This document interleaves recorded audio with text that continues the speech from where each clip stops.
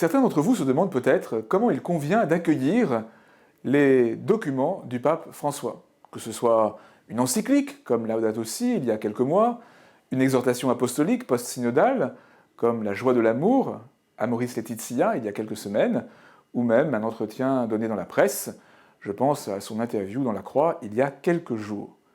Comment accueillir ces différentes prises de position?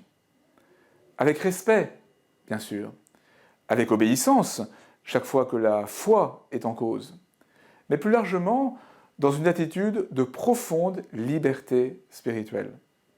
Le pape n'est pas un chef de parti qui édicterait une motion à laquelle chacun serait tenu de se plier formellement. Le pape est un père qui explique la parole de Dieu pour nous aider à penser et à vivre en vrais disciples de Jésus-Christ.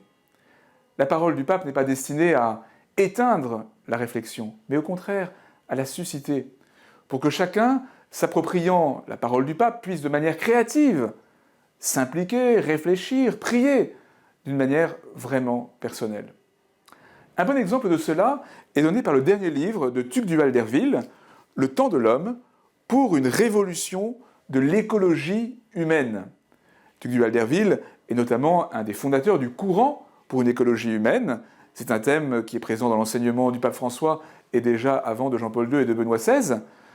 En homme de l'accompagnement des personnes, plutôt aussi sur le plan anthropologique, dans un essai fort charpenté, Tugdual d'Herville, en quelque sorte, s'approprie de manière créative cette logique de l'écologie humaine suscitée par les différents papes. Respect, liberté spirituelle,